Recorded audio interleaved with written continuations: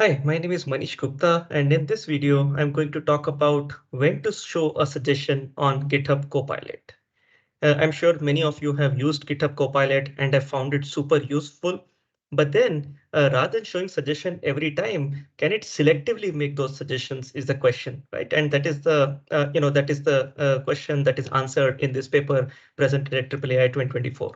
Okay, so the idea is that in this work, what folks at GitHub Copilot did was to actually look at a large data consisting of so many suggestions, some 168,000 suggestions from 535 programmers who accepted or rejected these suggestions on GitHub Copilot. Okay, the idea was as follows: you basically look at how programmers are responding to the suggestions that are shown when the user has basically typed in some of the code, right? And now, if users could accept those suggestions or reject them. So essentially, this is all recorded as part of the telemetry data. And this data is basically used to train these acceptance models. Of course, they have two-stage acceptance models, which come up with a prediction of what is the probability that a user who has typed a prefix P will accept a suggestion S, right? If the probability is very small, then you would rather hide a suggestion and not show it rather than actually, sort of wasting users' time in verifying whether the suggestion is useful or not. Okay, so the idea is that this system, which they refer to as conditional suggestion display from human feedback, the system predicts suggestion acceptance to selectively hide those suggestions which have a low acceptance probability, thereby reducing both the latency and programmer verification time, because it does take some time for the system to come up with the suggestion. So if you do not show the suggestion, well, you can actually reduce the latency as well as you can reduce the programmer's verification time. Now, to be able to come up with this probability or predict this probability of acceptance of the suggestion given the prefix, you could do it in two stages. You could either compute this probability directly from the prefix itself, saying that, hey, given this prefix, will the user like the suggestion, like any suggestion or not? Or you could also do it after you have generated a suggestion, a candidate suggestion. Okay. Of course, if you do it early, when you've not generated the suggestions at all, you save on the latency because you don't really run the deep Copilot model and generate the suggestion in the first place, right? But at the same time, your accuracy of prediction of acceptance may be lower. But regardless, therefore, they've actually built a two-stage system which sort of tries to balance between the two. What they observe is that such a system can hide 25% of the suggestions that were actually shown while guaranteeing that 95% of them would have been rejected and avoiding to generate 13% of these suggestions. Okay, so that's the awesome output. And if you basically extrapolate it, it can actually lead to a hypothesized increase in the acceptance rate by about 7.2%. Okay. Now, further, what they did was to basically try to see, hey, now if you have this suggestion acceptance probability, can you actually use it as a reward signal to select which suggestions to show? Maybe you have a candidate's list of suggestions and you want to decide which ones make sense, right? So can you use this acceptance probability to decide that? But what they found is that it is hurtful to actually use that as a candidate as a score for a suggestion, as it can actually prioritize partial completions over complete code segments, right? So they basically found that if you basically try to rank suggestions by their acceptance probabilities, the system would typically prefer shorter suggestions while users actually like the longer ones. Okay, so that's that. So let's see how this is developed in the paper, right? So essentially, from the telemetry data, what you get is over a period of time, you essentially record three different kinds of events. The suggestion was shown, the suggestion was accepted, or the suggestion was rejected. Okay, so let's say the suggestion was shown for a prefix P and the suggestion S1 was shown, at time T1.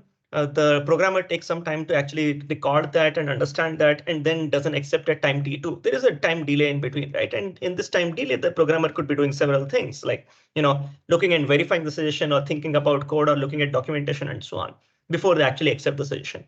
And similarly, there is a time T3 at which the suggestion is shown, but at time T4, the user decides to reject the suggestion. Okay.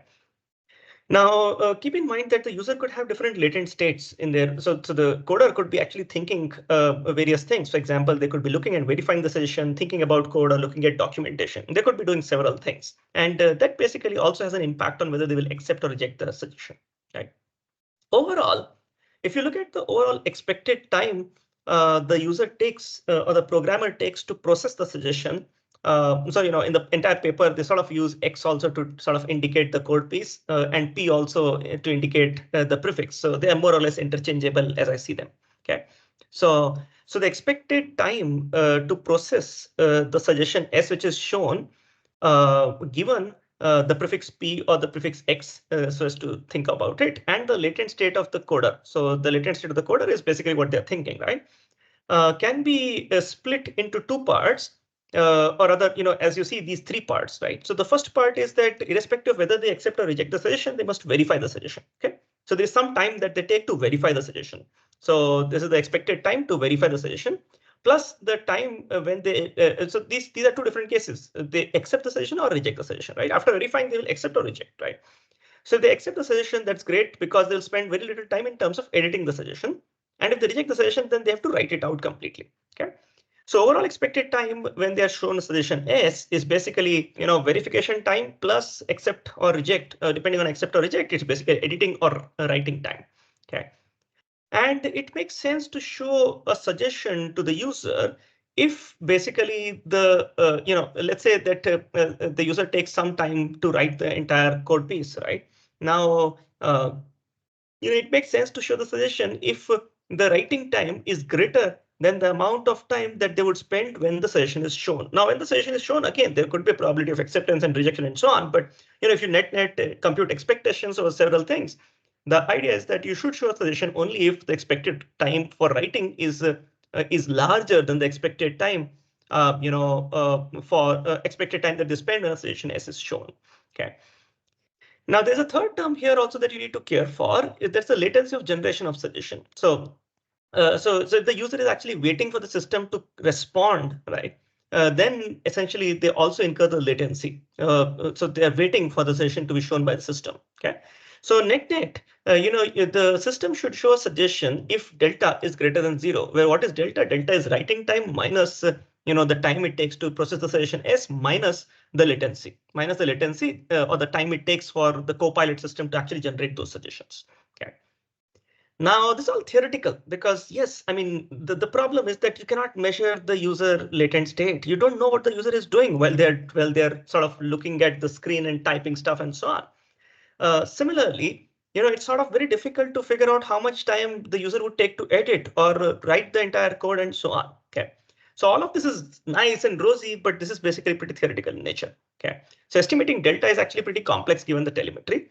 Hence, what they say is that a simpler way of deciding all this is what is the probability that the user would accept a suggestion given a prefix P, prefix X, and essentially a suggestion S that is going to be shown to them, and latent state. Again, latent state is unknown, so they basically boil it down to probability of acceptance given the prefix X and the suggestion S. Okay. Now, how do you compute this is the question. So to be able to predict this, of course, you can predict this because you actually have these acceptance events, right? So you have a large data set where some suggestions were shown given a particular prefix and whether they accept it or not. Okay. So you can actually learn a binary classification scheme using those kinds of things, using that data, right? However, they actually propose a two-stage system because even if you learn a binary classifier, this one would mean that you'd be able to predict probability of acceptance after the suggestion is generated. Now, you may not want to waste resources generating suggestion if you know that the user is never going to accept this, is surely not going to accept the suggestion, right? For example, if you realize that the programmer has rejected the last 30 suggestions, it is highly unlikely that whatever you would show, the guy is going to accept it, right? So therefore, better not to even generate that suggestion. Okay. So therefore, they basically say that I will show a suggestion, with the prefix X and the suggestion S only if there is only if there's a probability that the user would accept some suggestion. And basically, then my model says that yes, with the probability that the user accepts the suggestion. Or maybe the probability that the user would maybe the probability of deciding that the user would accept or not is pretty poor just based on the current prefix, and therefore I have to first generate the suggestion and then predict whether the user will accept the suggestion or not. Okay.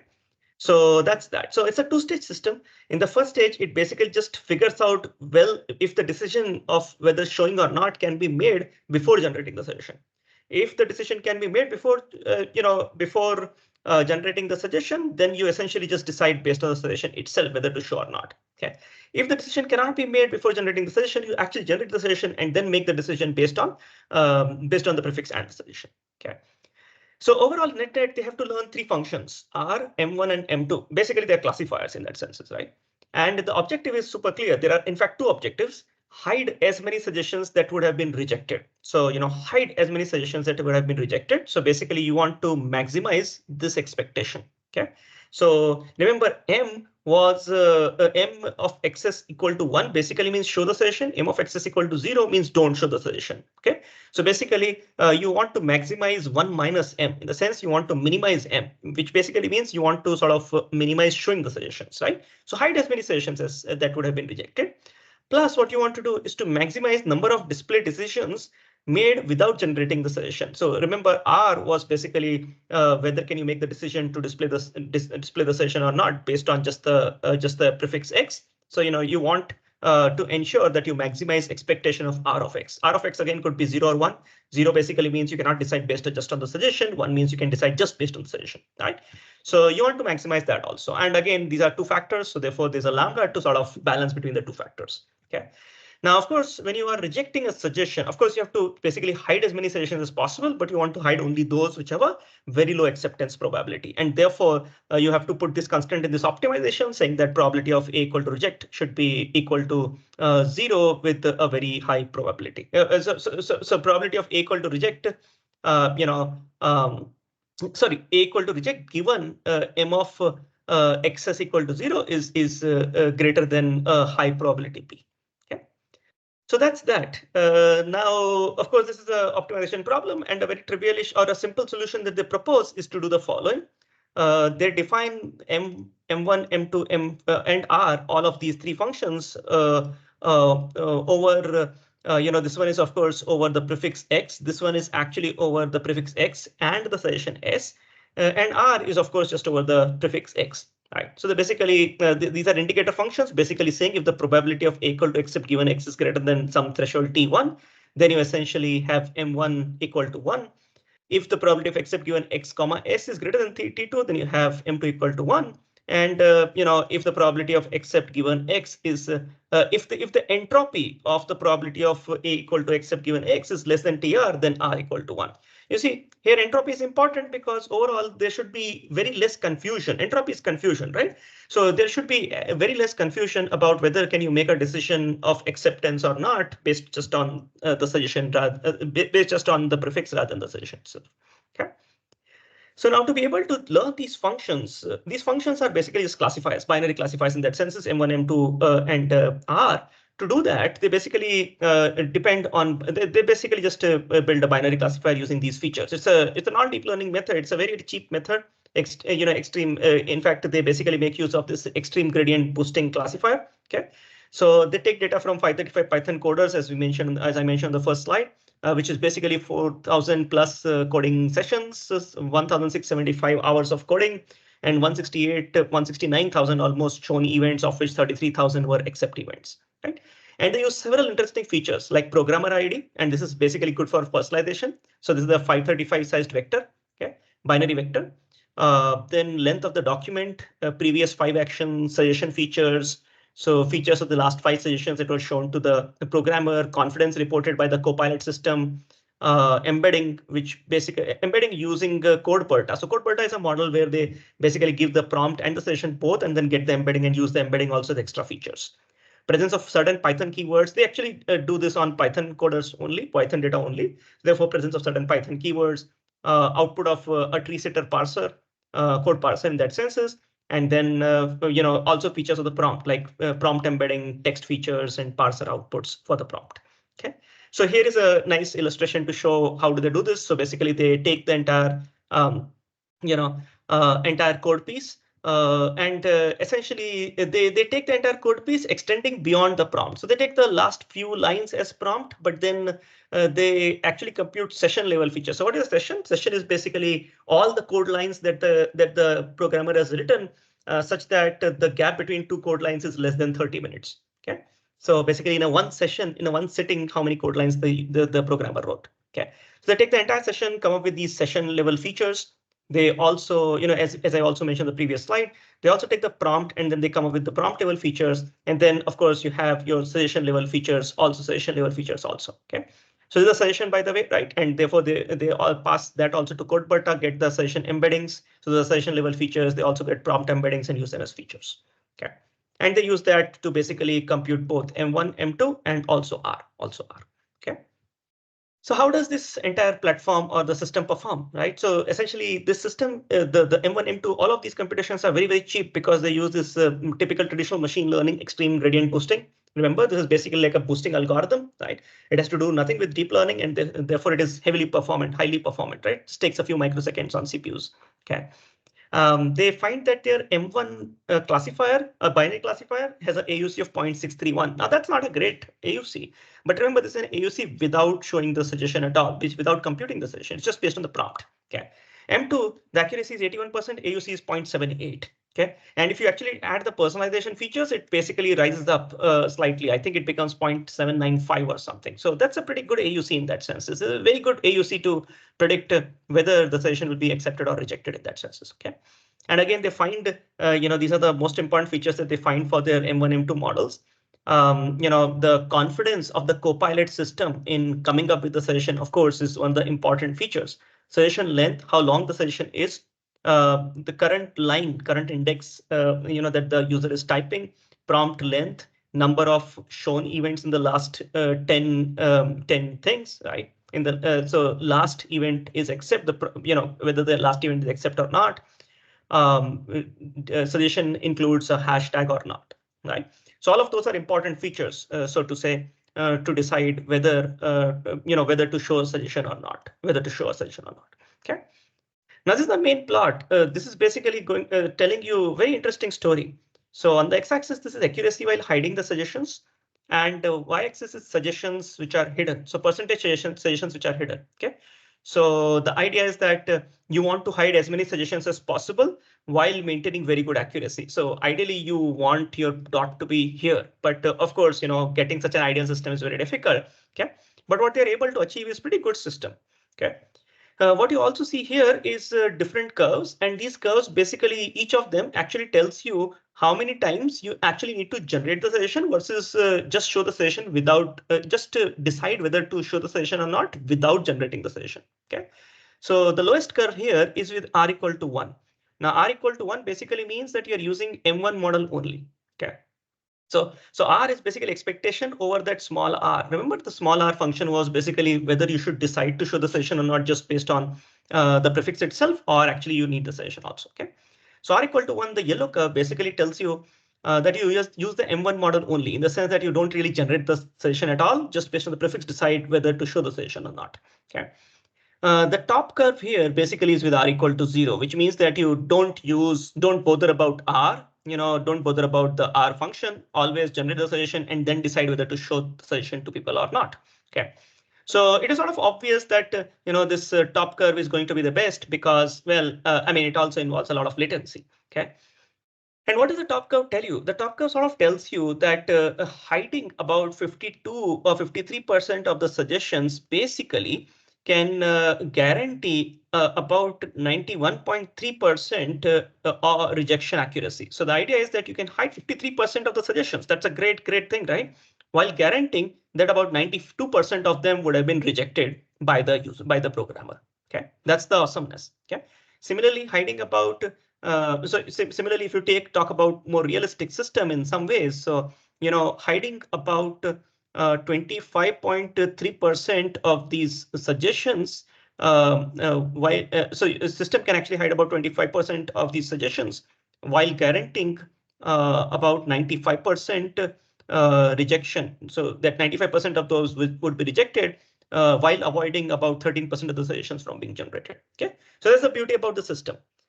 Okay, so in summary, in this video, I talked about an interesting system called as CDHF, Conditional Suggestion Display from Human Feedback, which runs on top of GitHub Copilot. It basically computes suggestions very selectively, so it doesn't really compute suggestions always. And also it shows suggestions selectively. So it makes a decision of whether to show suggestions or not, depending on the probability, expected probability of acceptance by the programmer, right? And all of this happens very, very efficiently using standard machine learning algorithms rather than heavyweight deep learning models. Okay, that's it. Hope you liked the video. Thank you for watching. Connect with me on my LinkedIn or look at my research on my homepage. Thank you.